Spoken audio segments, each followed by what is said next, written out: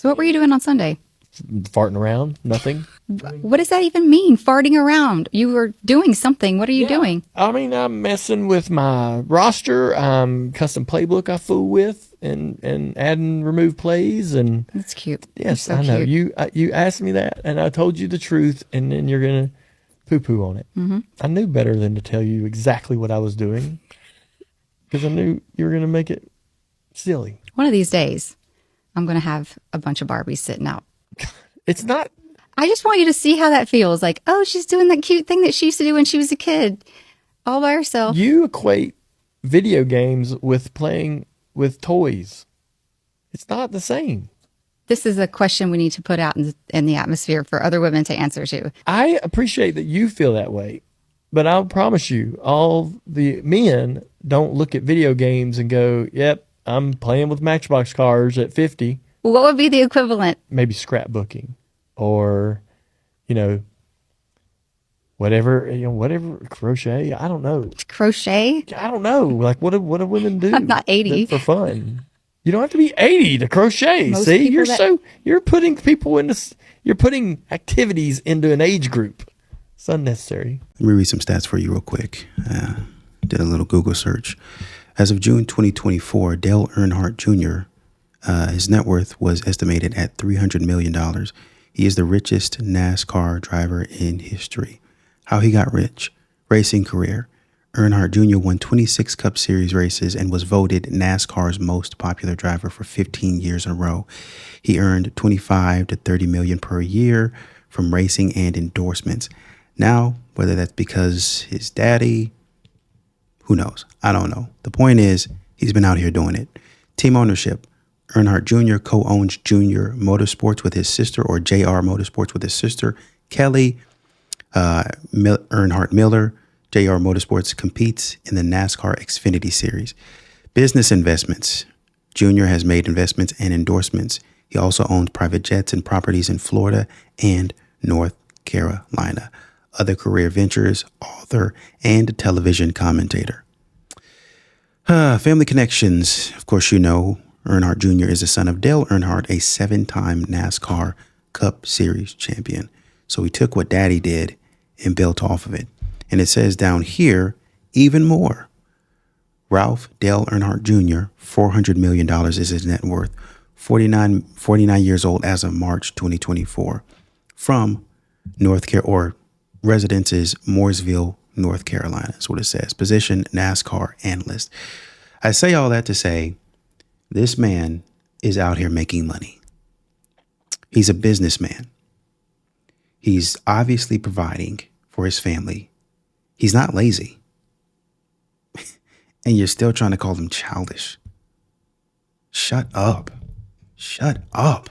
Men will deny this, but they're lying when they say they want peace. They love selfish, independent, unbothered women that are difficult and stress them out. Women that are too nice and predictable don't give them enough to worry about. So I was recently talking to a friend of mine who's a man dating in his 40s, and I was asking him, what it's like to be out, what type of women he's looking for, and what he's encountering in the dating world. He was telling me that he encounters a lot of women who see men for their potential and their possibility as opposed to who they are at face value. And I was saying, well, what's wrong with that? Like, don't you want anyone that you're with to see your greatest potential, to see you as your best version of yourself and to help you achieve your goals and get where you're going? And he said, well, no, because then I'm always going to have to elevate myself. I'm always going to have to be this version of myself that she's expecting from me. She's going to want me to act a certain way, be a certain way. She's a woman with a whole full life who wants to be with someone who is at her level. And why would I do that when I could just find someone who cares less and will let me get away with my stuff? I was like, wait. So you would rather date a woman who doesn't hold you to any standard, doesn't encourage you to be a better version of yourself, doesn't have high expectations of you, doesn't really have any expectations of you, and you can act however you want and get away with it and not text her, be disrespectful, do whatever it is you do, and you'll get away with it. And you would rather do that than be with a woman who has a whole full life, who's encouraging you to be the best version of yourself. And he's like, yeah, because to be with a woman like that is a lot of work, and men are lazy. And no one wants to put that amount of work into a relationship. So we're always going to go for whoever the easier option is, whoever the person who's letting us do less is. Ladies, I literally can't. Is this what's happening? Is this where we're at? Where it is too much work to be the person that people know you can be? To be the person that someone sees you as. Imagine having someone look at you and seeing you as this amazing person full of potential and possibility, and you being like, meh, yeah, but then I've got to actually like be that person. Wow. This, I literally can't. Yeah, 27, time to sell. 30, 50% off. Over 35 on clearance. 40, outlet. 50, Goodwill, Salvation Army.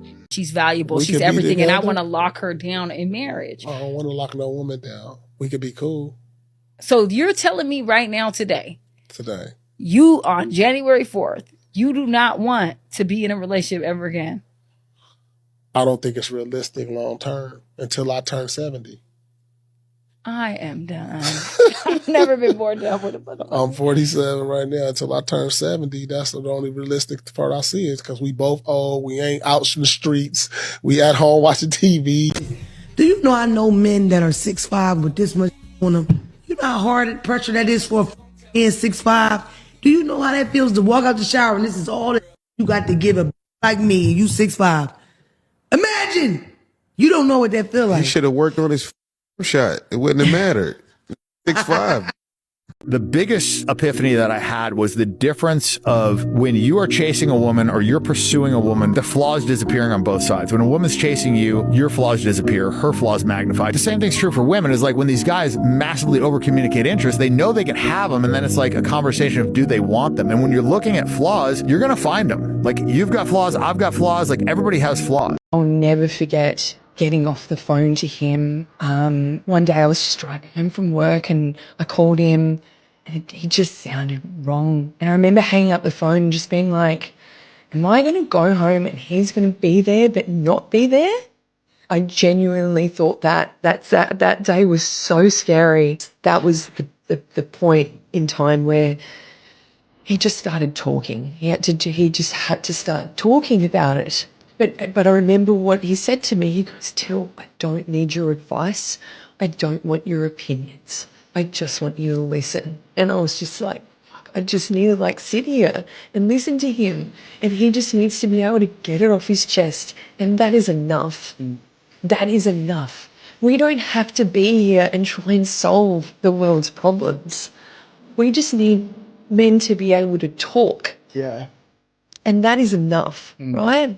This is hitting so hard, Till. Like, and I thank you so much for being so open about this. Like, huge amount of respect for you, Till. Like, some guys in comments talking about not many women think your way. Great job for listening, right? And as another guy says, some of us are slowly drowning right in front of everyone in plain sight, and no one seems to care until it's too late. Pretty much. And the way it goes, modern women don't seem to care, and men have to take care of them while they are trashing men. That hyper independence, hyper masculinity, especially with black women, is a trauma response. We don't feel safe. So when we don't feel safe, or we don't feel like you can handle anything, or we don't feel like you can be assertive, or you can be ambitious, or you can go out there and do what you need to do for our family, then somebody has to, and I gotta do it for me and my child, right? So it's really a trauma response. Nobody wants to be this like aggressive, confrontational. Like, who wants to be like that? So do you got a rebuttal? Yeah, but the thing on the when you come out into the dating world is that nobody cares about our excuses as to why we are how we are, right? If a man, or reasons. If a man said, "Hey, I'm like this because my dad wasn't around. He never taught me how to be a man." Hold on. Women aren't going to really care for him in that way because he acts more feminine. Women are not romantic. Y'all not rubbing his head, but you want a feet rub. You're not like, hey, go get your hair cut, go get that taper. But you want your nails. There's nothing romantic about a woman. Yeah. She demands romance from you, but she's not romantic. You didn't put the right oil in me, baby. And guess what? Every woman out there that's saying men are not shit, you're not shit. I'm gonna keep it real. Over. Because the only reason why men are not shit is because you're not shit, and that's what you're attracting, okay? So if you're saying that all the men around you are not shit, you need to go back and you need to look at yourself in the mirror. This generation has the most prettiest bums I ever met. Yeah, I agree with that. Like too. she always got a problem every week. There's always something with her, and it becomes emotional attacks. I agree and with that. pair that with the fact that she don't even know how to make him feel good. Yeah. She don't even know when something's wrong with him. I But agree if with he was cheating, she'll be able to figure that out when I think he's cheating. And Why you can't figure out that he's having a hard time at work or a hard time getting his business off the ground, but you can figure out I think he's cheating. I'm just wondering what kind of options would be available to me. I'll give you a quick synopsis. I'm 42 years old. Last year I used to weigh 203 pounds. None. No, I'm not finished. None. Yeah, you That was are. last year. Yeah, you are. This year I weighed 165. No, ma'am. I said you're finished. You're finished. I'm done? Yep. There's nothing left for me. Not realistically. Well, thank you. I'm not gonna lie to you. Because I'm 42? See, it's the age and the weight. And then if you have any children. So my kids are... Okay, ma'am, I don't need to... okay, I'm going to be honest. And I don't want to be rude, sound like rude, but see, when you over 40 and you're obese, and or even if you're coming down, you still can go the other way, and then you have children. Okay, the only way that there would ever be any chance for you is if you were gorgeous. And if you were gorgeous, you wouldn't be calling. So I need the people to understand, I'm not being rude. It's just oftentimes I'll get women who want to call in, they want to tell me their story, and then I know where it's going to end. Ma'am, you kind of knew that in order to overcome just your age alone, you're going to have to be very feminine, very submissive, very cooperative. You're going to have to bring a lot to the table. That's before your weight and before your children. And your children are a messy detail for a man. I don't mean, and you can love your children, but people don't look at our kids the same way. So that's why when you asked, I'm like... The more I start to understand what the older women were saying, like Shira 7, when they're like, the man has to like you more than you like them. Because it seems like nowadays, if you like a guy remotely equally, they lose all interest. The thing is, if he actually liked you the same amount that you liked him, then there would never have been a problem. A man who likes you anywhere the same amount that you like him is not going to ghost you. And that's like common sense. Like some of you will be in situations where you're talking to a guy and any third party would tell you, oh my gosh, you like him so much more than he likes you. Get out of that situation. But then you get on the internet and be like, no, it's about even. Like, ladies, please take it from me. I was in a 4-year-long relationship.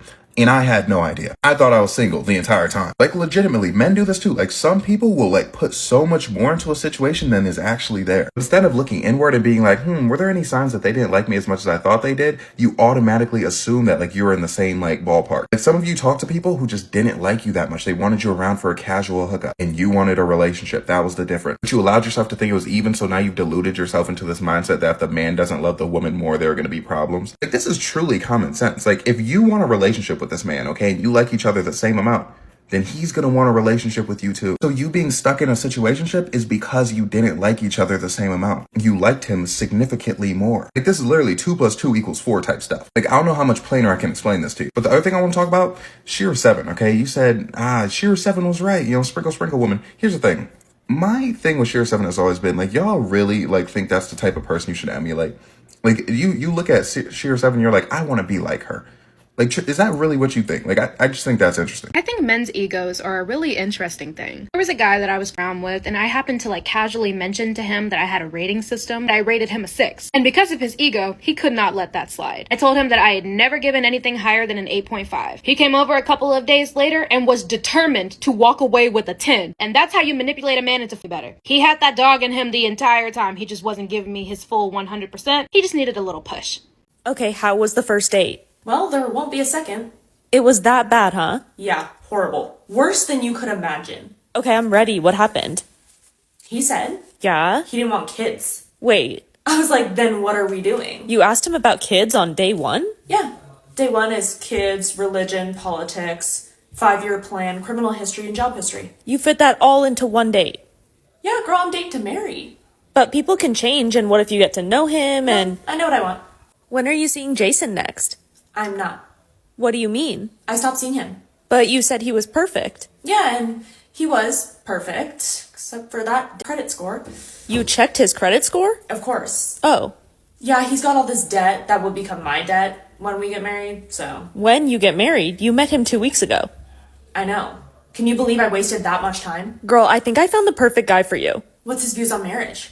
He's tall, brown hair. Oh, I thought you were gonna ask what he looks like. What does that have to do with anything? Never mind. But I didn't ask him about marriage. Okay, well, can you ask? You're gonna scare him away. If he's scared by marriage, I'm scared by him.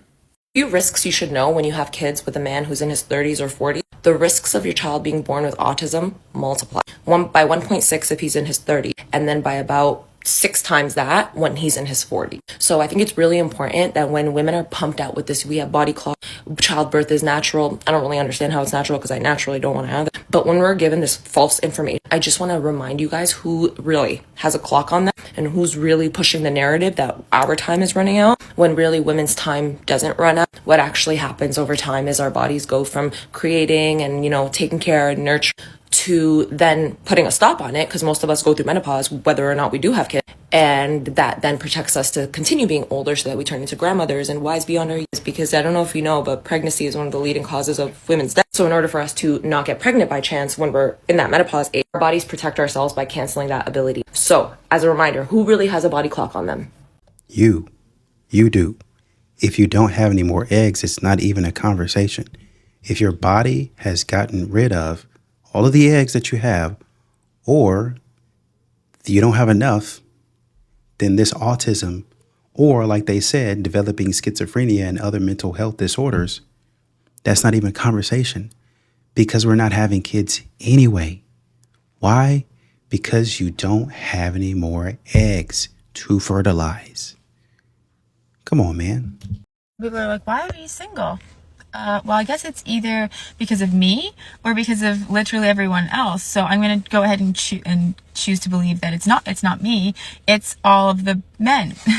That's why I'm single, because of the men that there are. 80% of divorces are filed by women, and 80% of the time the man is caught completely off guard.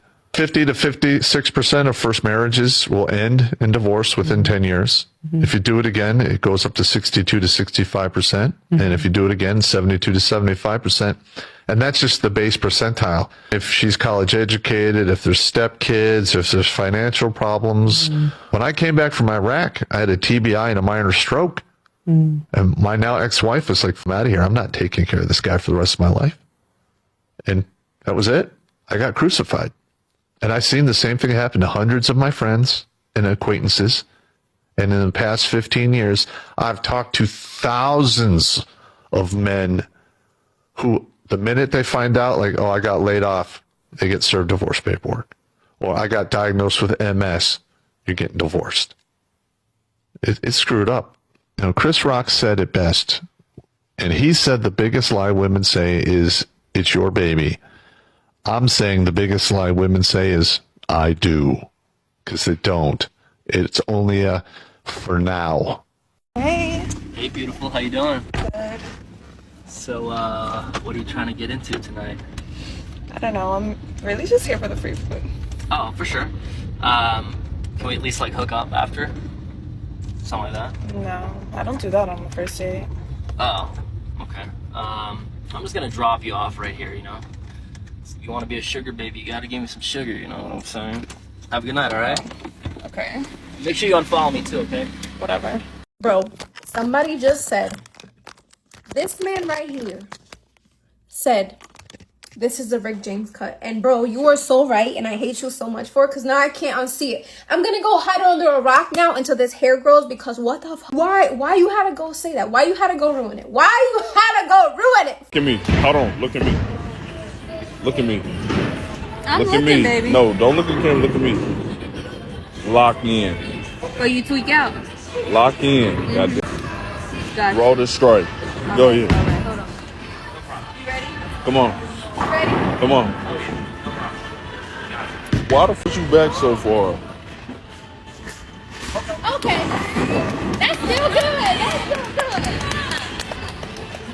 There's two in the comments that said, I'd give anything to hear I'm looking baby directed at me right now. And another dude, I'm looking baby. Bro, I would have cried for 8 business days. That's sad. Girls Girl is really like synonymous with denial. I will be blind to your and make you feel like you're all that in exchange for the semblance of friendship. These are women who really use language like this is someone's a pick-me. First of all, do you understand that a pick-me is literally the kind of woman a man wants? Like, what's the issue? Oh, because you don't know how to be that, right? That's like kind of really the problem. Dummy.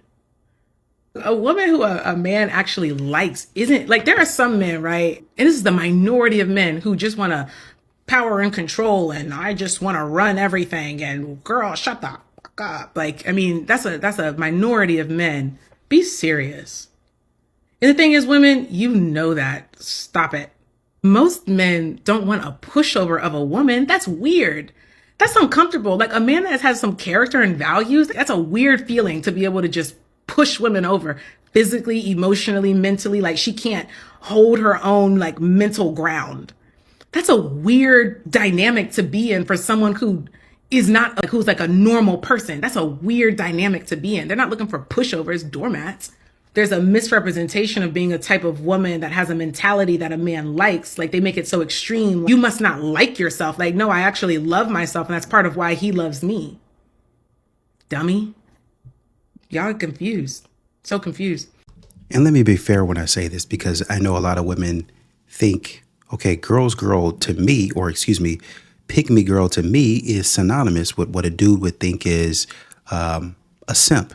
And women say, no, we love a simp. We love a man that will give me everything that I want, that will be in tune with me and my feelings, emotionally responsive, available, mature, communicates effectively. But to a man, a simp is, yeah, I don't mind being emotionally responsive to you, vulnerable. I don't mind doing all of those things, but this dude is weak. He literally set you up on a pedestal. Well, I want to be set up on a pedestal. No, you don't respect guys like that. You don't, because you think that guy, he don't ever say no to you. He's always doing what you want him to do. Y'all don't want a man like that. That man is not decisive. That man is always following you around. You're going to get tired of him making decisions. And you're like, man, I want a man to just take control and you're going to walk out and leave him after all he's done for you. By the same token, when men, you say, well, you want a pick-me woman. Oh, yeah, y'all want these pick-me. And men say, yeah, I want me a pick-me. But to be fair, they could be seen as synonymous, simp and pick-me, right? So let me tell you what men usually want. Fit, feminine, friendly, right? That doesn't mean that you got to be in the gym and all that other stuff. That just means, oh, you know, I like the way you look. I like you. You look nice. You're not super unhealthy like the lady that we see going around at the Breakfast Club, the Lyft driver or whatever it is that got fired because of her foolishness. Not like that. Definitely not like that. We want somebody that's cooperative, somebody that's willing to hear our vision out and understand throughout the vision that we're going to have struggles and say, hey, here's how you can improve that. And then follow along with what we have going on. That's maybe not a pick-me, but somebody that's willing to work with us on the journey. So I think very good points by her. And I think to kind of say on the other side of it, you can go out and have friends. I think there's a lot of men out there that wouldn't mind you going on a girls trip or wouldn't mind you going on a brunch if you knew how to act. If y'all said, man, let me get up out this house, man. I need my space and you need this space, right? And y'all go on a nice little trip. Man, we went to Mexico and we went and saw this shop and we did this and we did that. But a lot of times with modern women these days, they go to that brunch or that girls trip and they get involved in stuff that they have no business getting involved in. They want to check the man's phone and where he's going and who he's linking up with. But then they be entertaining men. Oh, well, they just came up to us. No, they didn't. No, they didn't. Y'all been giving them men choosing signals all night long. Y'all been giving them men the eyes all night long and they finally came up to you. And yeah, there are some dudes that have come up to you. That's just how the nature of the beast. That's just how it is.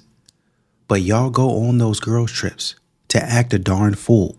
And then y'all's girls go, I ain't gonna say if he don't know, he ain't. What goes on a girls trip stays on a girls trip. Okay, twin. Shut your stupid behind up.